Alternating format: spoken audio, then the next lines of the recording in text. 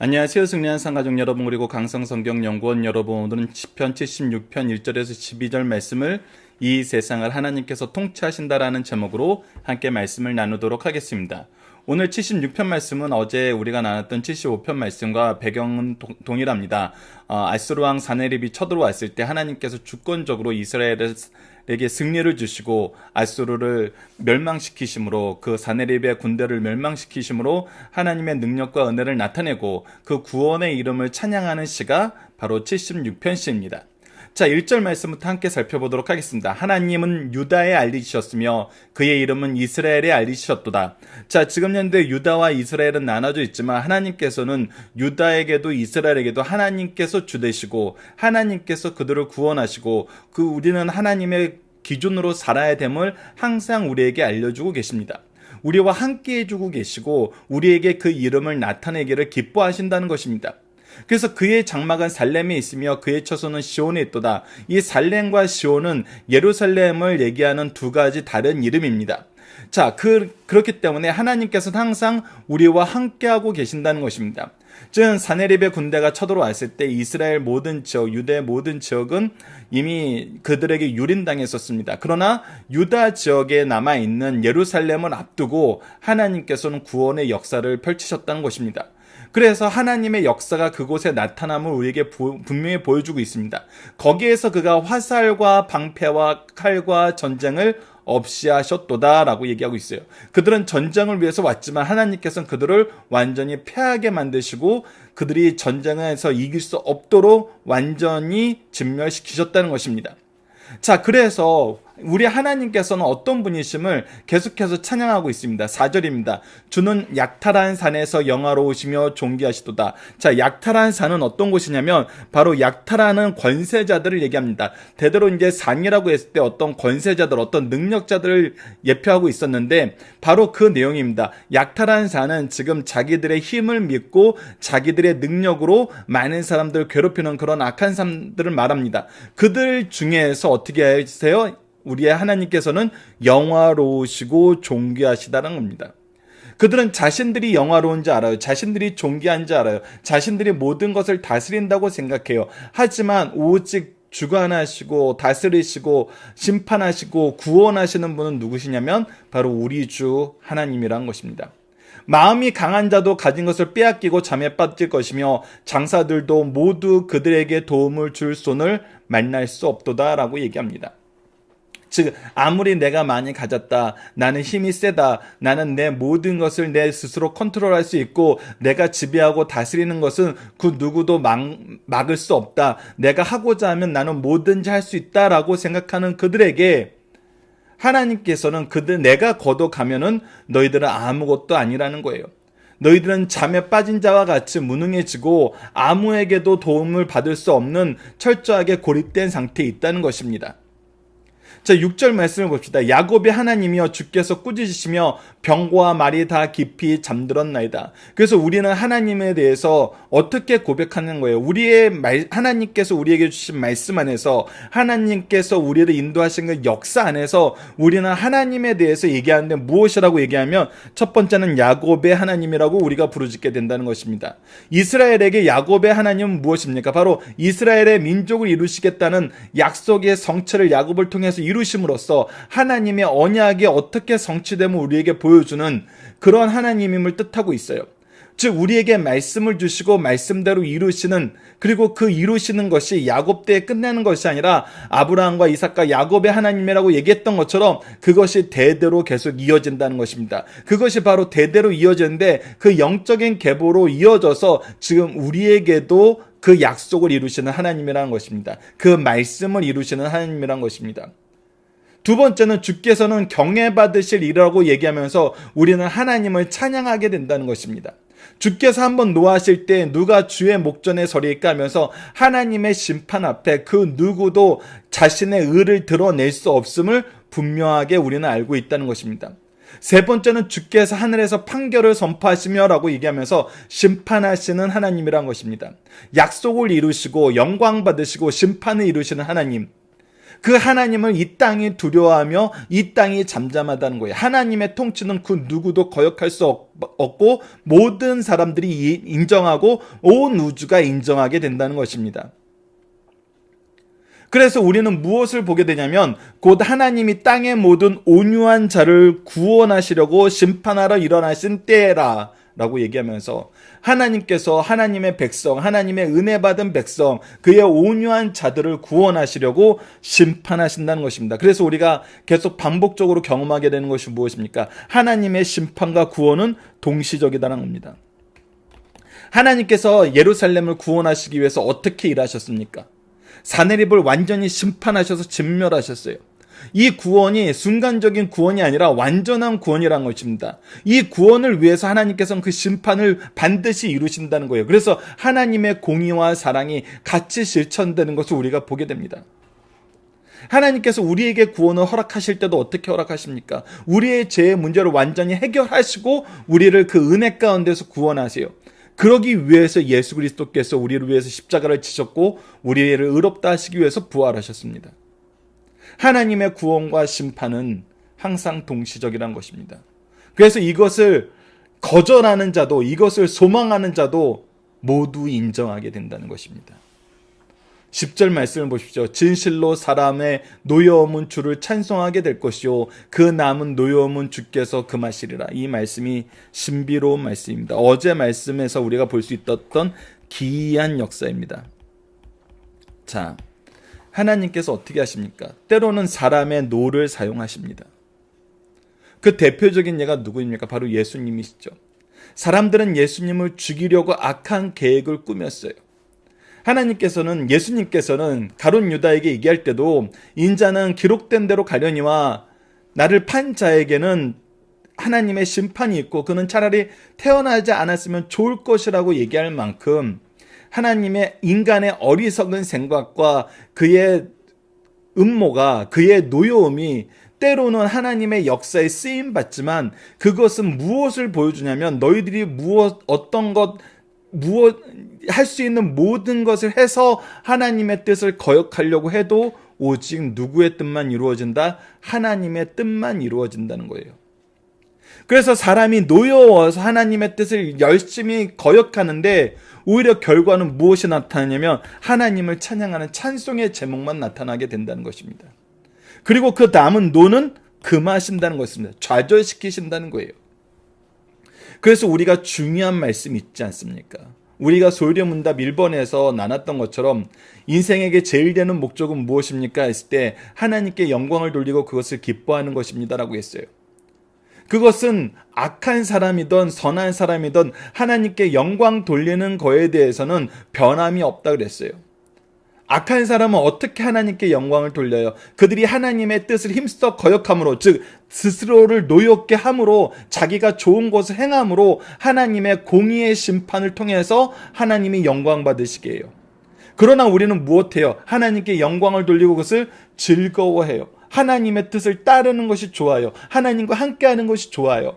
그래서 그 안에서 즐거워하면서 하나님의 은혜의 통로로서, 하나님의 축복의 통로로서, 하나님의 구원의 게시판으로 우리는 하나님께 영광 돌린다는 것입니다.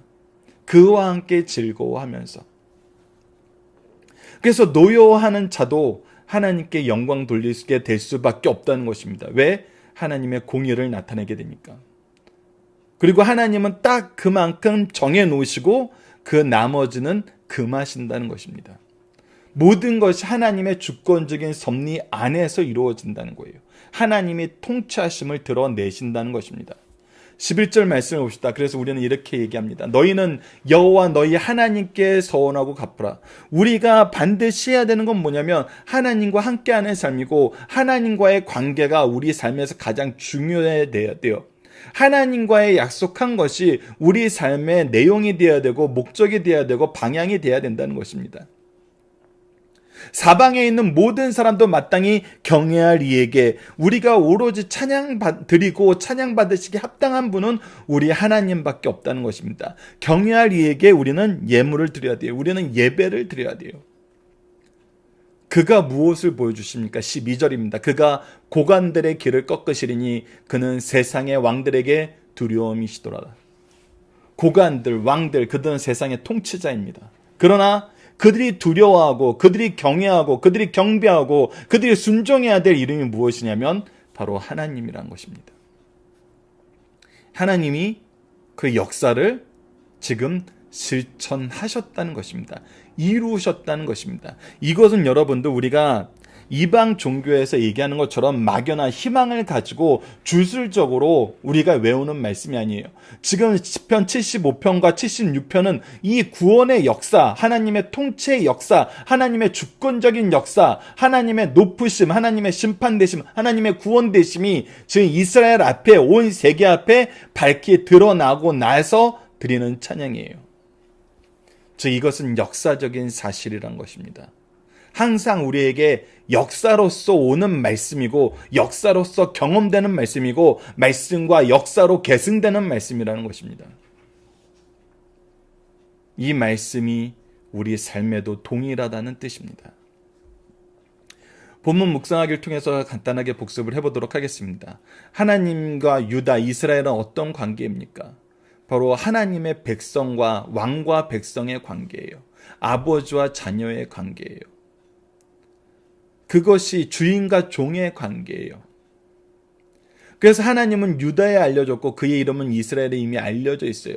그리고 어떤 장소입니까? 이곳이 바로 하나님의 임재가 약속된 곳, 하나님께서 우리를 향하여 말씀하시기를 기뻐하는 곳, 이곳을 통해서 축복하기를 기뻐하는 곳이 바로 우리의 교회이고 지금 이 말씀에서는 살렘, 시온, 즉 예루살렘이에요.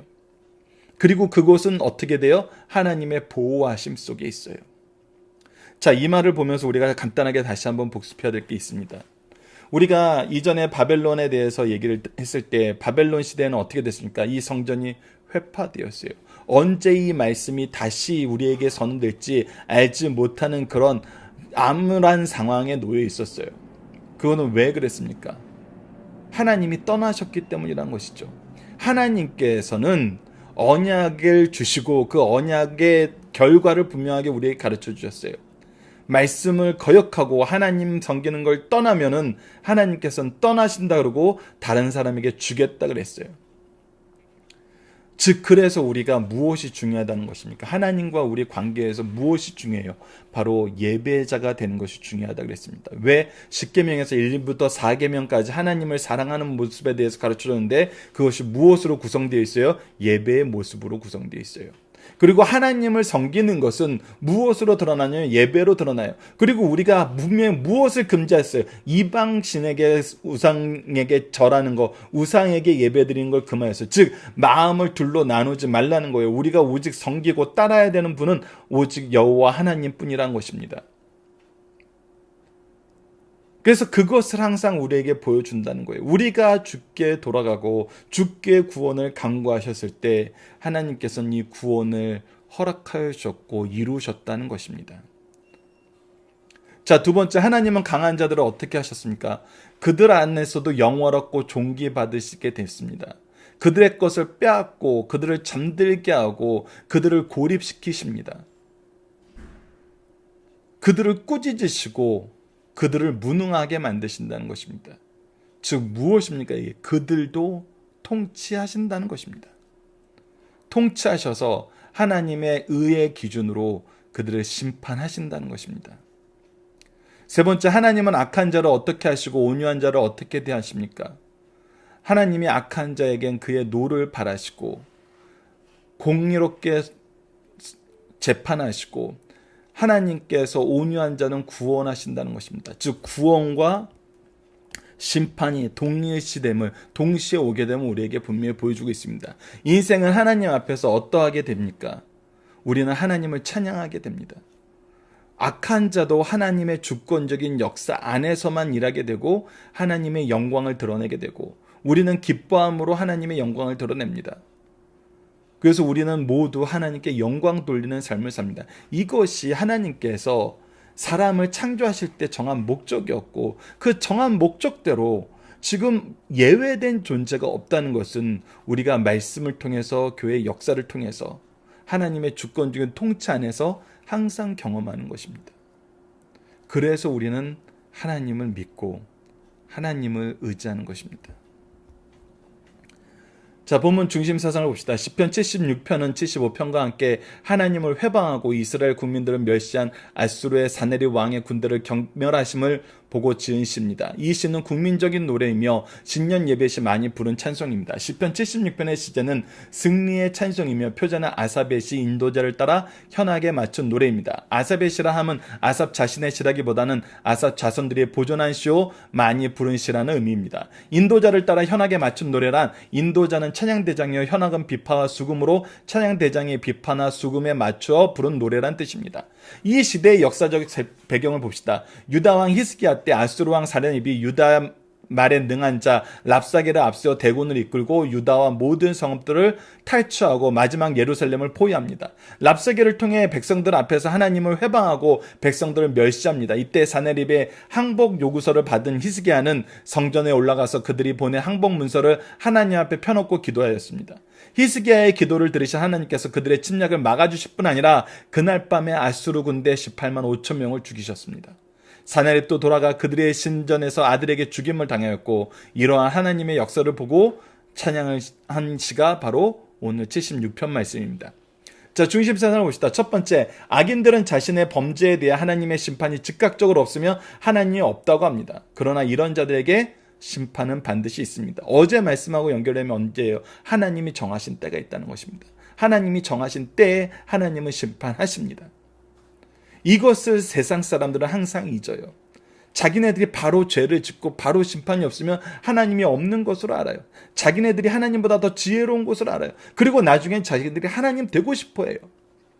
모든 사람들 앞에 누가 더 높냐고 물어보면서 당당하게 하나님의 이름을 모욕하죠. 그러나 이들에게 하나님의 심판은 반드시 있다는 것입니다. 그래서 두 번째 우리가 봐야 되는 것 중요합니다. 하나님은 교만한 자를 반드시 꺾으십니다. 세상의 모든 것은 하나님이 주신 것입니다. 하나님이 주시지 않으시면 우리가 누릴 수 있는 것이 없어요.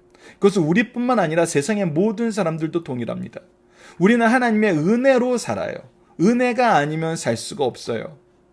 그래서 우리는 우리 걸 자랑할 수 없어요. 우리의 공로라고 우리를 내세울 수 없어요. 그래서 우리는 겸손하게 되는 것입니다. 그러나 하나님을 모르는 자들, 하나님을 거역하려는 자들, 하나님의 은혜를 무시하는 자들, 오히려 배은망덕한 사람들은 어떻게 됩니까? 오히려 교만해진다는 것입니다. 교만해져서 어디까지 교만해집니까? 자기와 하나님 둘 중에 누구를 섬길 거냐고 물어보는 데까지 교만해진다는 것입니다. 하나님은 반드시 꺾으십니다. 그리고 중요한 게 3번입니다. 하나님께 선한 도구로 쓰임받는 성도들은 늘 겸손히 감사함으로 충성하자는 것입니다. 하나님이 쓰실 때 우리를 부르시는 모습, 우리와 함께 하시는 모습, 우리의 모든 결과를 이루시는 모습, 그것을 보면 우리가 감히 할 수 없는 말이 있는데 이걸 내가 얼마나 잘했는지 보라는 이런 말입니다. 우리가 반드시 인정하게 되는 말이 있는데 하나님께서 모든 것을 이루셨다라고 얘기하게 된다는 것입니다. 그래서 우리는 이렇게 고백할 수밖에 없습니다. 우리는 부족한 종이오니 말씀하신 대로 하겠습니다. 우리가 종으로서 주인을 섬기는 것은 의무입니다. 이것을 했다고 우리가 무엇인가를 요구할 수 없습니다. 그런데 놀라운 은혜는 무엇입니까? 하나님이 이것을 우리의 의로 여겨주신다는 것입니다. 하나님이 기뻐해 주신다는 것입니다. 그래서 우리는 더욱 겸손하게 됩니다. 더욱 감사하게 됩니다. 더욱 충성하게 된다는 것입니다. 본문 다지기를 봅시다. 하나님은 왜 사네립의 예루살렘 침공을 허락하지 않으셨는가? 우선 하나님께서는 이곳이 하나님의 임재가 있는 곳이기 때문에 허락하지 않으셨습니다. 하나님의 뜻이 아직 이곳에 있기 때문입니다. 그러나 우리가 앞에서도 잠깐 나눴던 것처럼 하나님께서 이 예루살렘 성전이 짓밟게 하신 경우가 있습니다. 그게 언제입니까? 바로 우리의 죄악으로 인해서. 우리의 죄악으로 인해서. 그래서 우리가 다시 봐야 되는 거. 교회의 위기가 있을 때 우리가 행동하는 가장 올바른 방법, 가장 지혜로운 방법은 단 한 가지입니다. 다시금 하나님께 무릎 꿇고 하나님의 은혜를 간구하는 것입니다. 이것이 우리가 까닭 없이 하나님의 영광을 위해서 고난받는 거라면 하나님께서 반드시 지켜주십니다. 그래서 우리는 더욱더 무릎 꿇고 하나님께 간구해야 됩니다. 예배의 회복과 말씀의 회복과 기도의 회복이 이루어져야 됩니다. 혹은 우리가 잘못해서 하나님의 심판으로 이루어진 거라면 우리는 더더욱 무릎 꿇고 죄를 뒤집어 쓰고 우리의 죄를 자복하면서 회개의 기도를 드려야 됩니다.